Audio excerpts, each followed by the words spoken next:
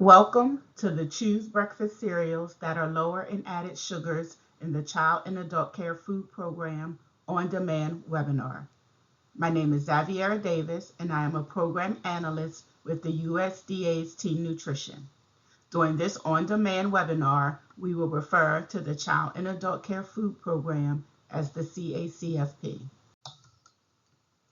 Team Nutrition is an initiative of the USDA Food and Nutrition Service that supports the child nutrition programs, including the National School Lunch Program, the School Breakfast Program, and of course, the Child and Adult Care Food Program, or the CACFP.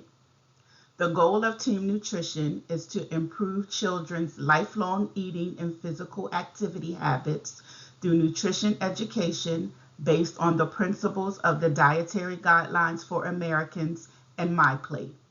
It does so through training and technical assistance for those preparing and serving meals, providing nutrition education for children, and building support for healthier school and child care environments.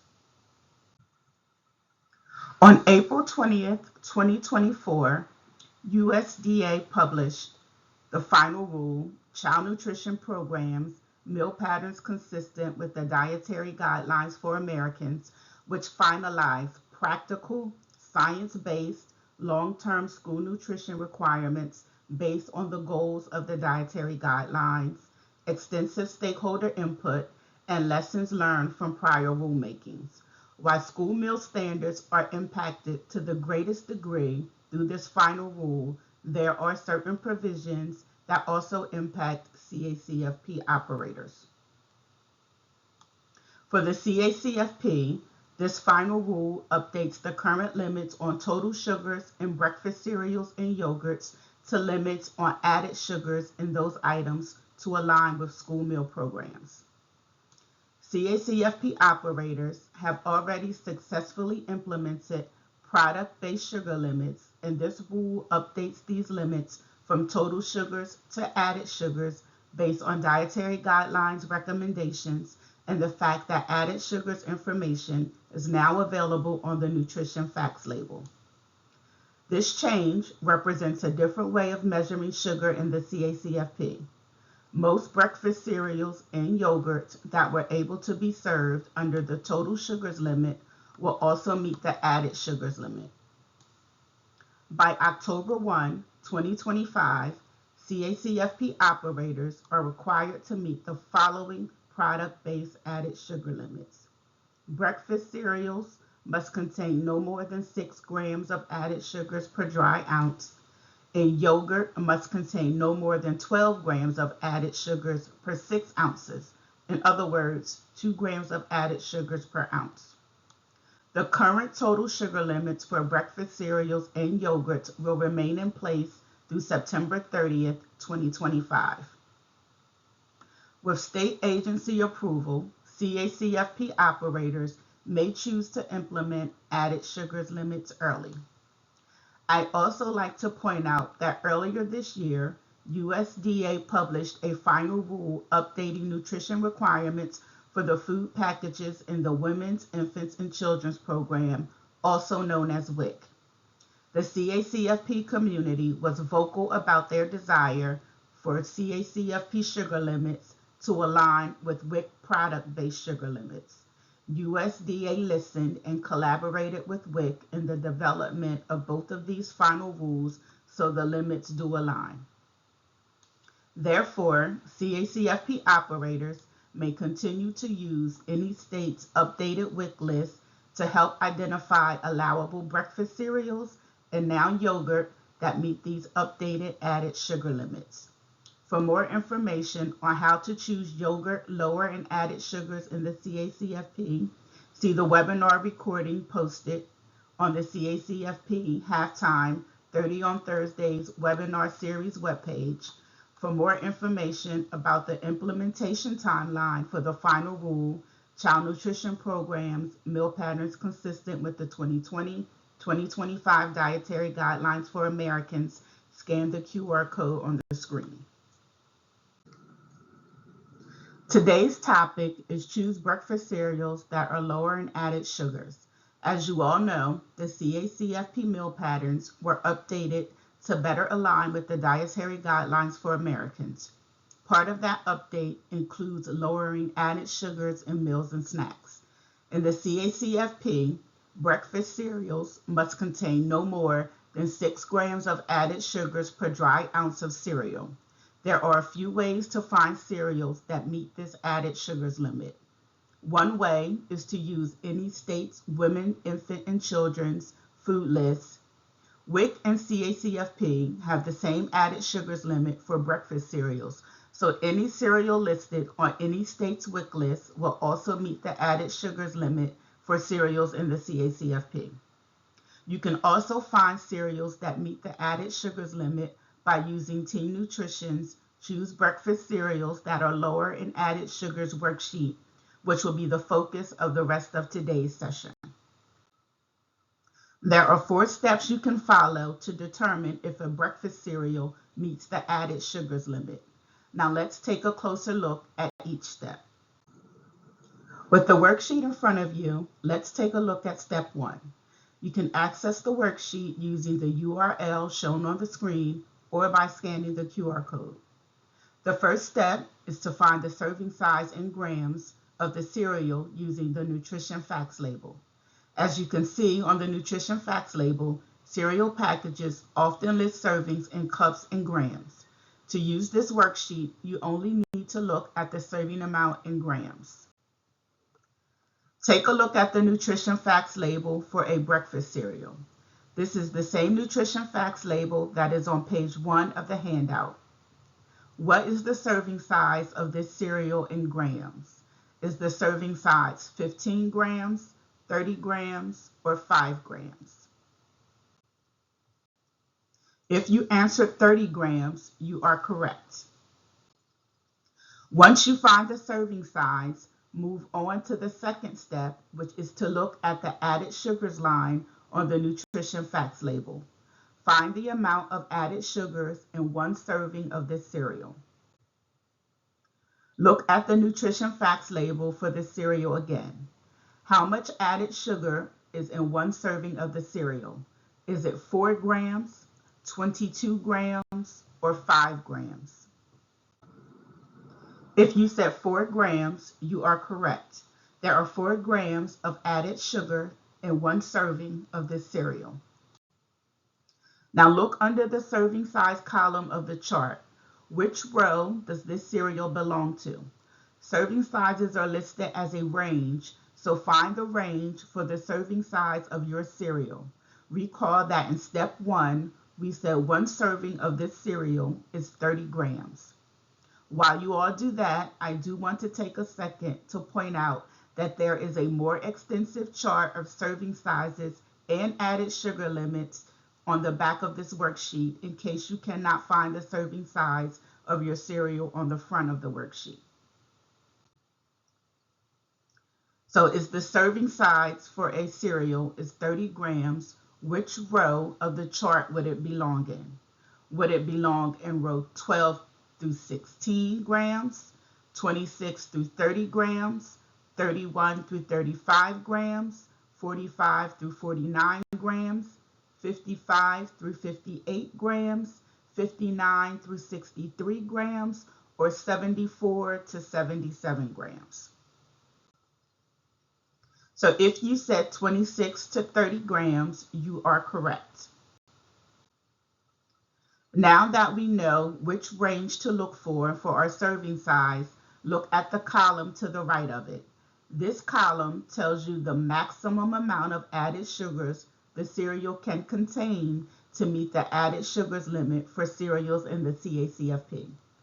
For a cereal that has a serving size of 26 to 30 grams, the maximum amount of added sugars it can contain and meet the CACFP added sugars limit is 6 grams. Is this cereal creditable? Let's put it all together. Does this cereal meet the added sugars limit for breakfast cereals in the CACFP? If you answered yes, you are correct. This cereal is creditable. It meets the added sugars limit for breakfast cereals in the CACFP. As you can see on the chart, the maximum amount of added sugars allowed in 30 grams of cereal is 6 grams. Because this cereal only has 4 grams of added sugars per 30 gram serving, it is below the limit of 6 grams. Therefore, it can be served as part of a reimbursable meal or snack in the CACFP. Let's try a few more examples. Here you see the nutrition facts label for a new cereal that we're calling C brand grape granola cereal. Look at the nutrition facts label and use the chart to decide if the cereal meets the added sugars limit. Is this cereal creditable? Does this cereal meet the added sugars limit for breakfast cereals in the CACFP? If you said yes, you are correct. C brand grape granola cereal is creditable because it meets the CACFP added sugars limit of 6 grams of added sugars per dry ounce.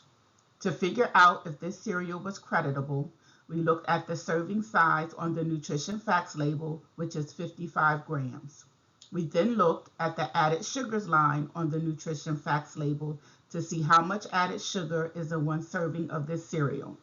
And according to the label, there are 10 grams of added sugars. We then looked at the chart on the worksheet to find the serving size range for this cereal. Since we know the serving size is 55 grams, we looked at the serving size range of 55 to 58 grams to see the maximum amount of added sugars that can be found in one serving of this cereal. So that means we look to the right of the 55 to 58 gram serving size row and saw that the cereal cannot contain more than 12 grams of added sugars. Since this cereal contains 10 grams of added sugars, and according to the chart, the maximum amount of added sugars that can be in this serving size is 12 grams, then this cereal is creditable. It meets the added sugars limit for cereals in the CACFP. If this was an actual cereal brand, you could write it down on your cereals to serve in the CACFP list, which can be found on page 2 of the worksheet. You can continue to add to this list as you find additional breakfast cereals you may serve in your program. Because we know that cereal formulations can change from time to time, we also include a note on the worksheet reminding users to check the nutrition fact label on the cereal every time to make sure the cereal meets the added sugars limit. Let's try a few more examples. Here you see the nutrition facts label for a new cereal that we are calling D brand Fruity Flakes cereal. Look at the nutrition facts label and use the chart to decide if the cereal meets the added sugars limit. Is this cereal creditable? Does this cereal meet the added sugars limit for breakfast cereals in the CACFP?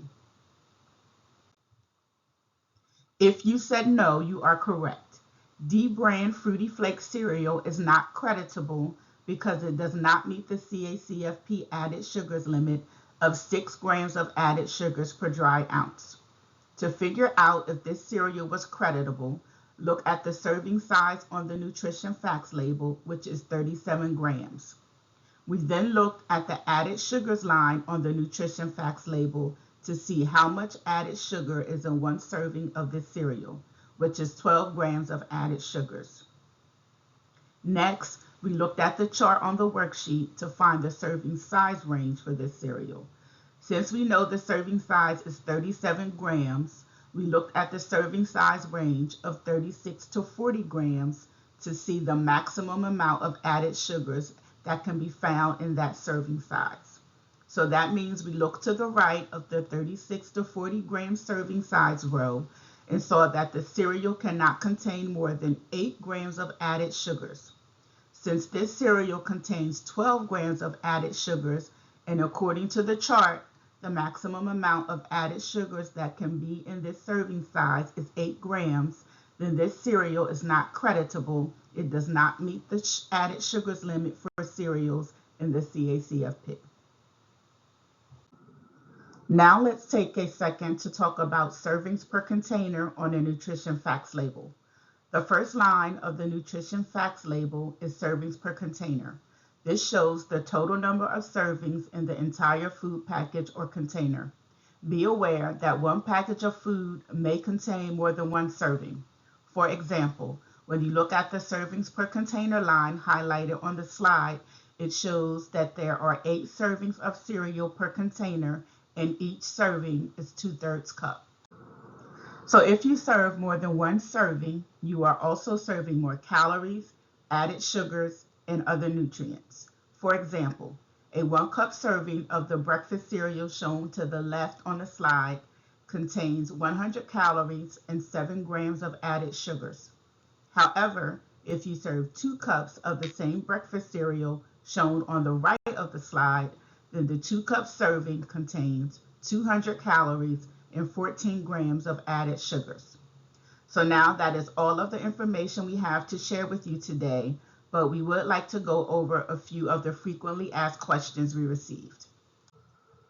So the first question we received is, are there breakfast cereals available that meet the updated nutrition requirements, and have food manufacturers committed to formulate products that support these changes? And the answer to this question is USDA has verified that there are products currently available to meet the product-based added sugars limit offered by popular brands for breakfast cereal and yogurt. An easy way to identify cereals that meet the added sugars limit is to use any state agency's updated WIC-approved food list, because WIC product-based limits for breakfast cereal mirror Child Nutrition Program's added sugar limits for breakfast cereals. And the next question we have is, what are added sugars? So according to the U.S. Food and Drug Administration, or FDA, added sugars include sugars that are added during the processing of foods, such as sucrose or dextrose, foods packaged as sweeteners, such as table sugar, sugars from syrups and honey, and sugars from concentrated fruit or vegetable juices. They do not include naturally occurring sugars that are found in milk, fruits, and vegetables. Another question we received is, does Team Nutrition have any resources for parents of young children on added sugars? And the answer to that question is yes.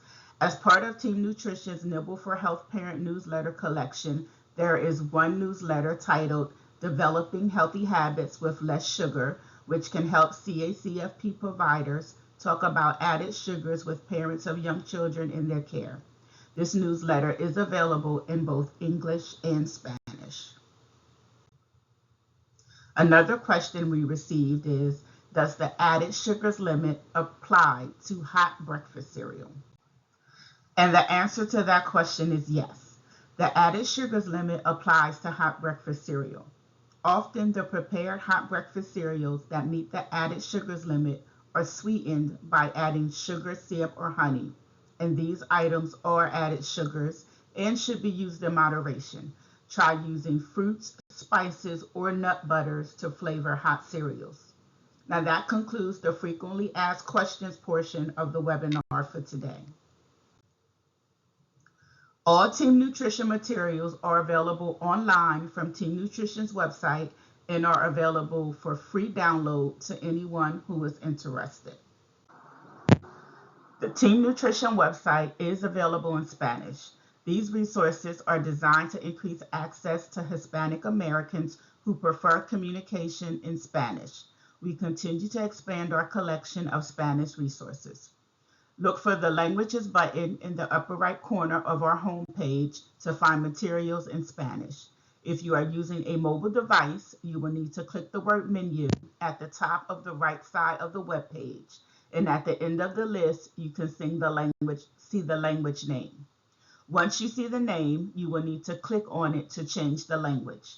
You can also subscribe to receive email updates in Spanish by entering your email address at the bottom of any Spanish webpage. For all participating in a child nutrition program, such as the CACFP, Team Nutrition's print materials are free to order. If you would like to order Team Nutrition's free materials in print, you can go to the resource order form link on the Team Nutrition website to order print copies of the materials. For bulk orders, you can email teamnutrition@usda.gov. That concludes our webinar for today. Thank you.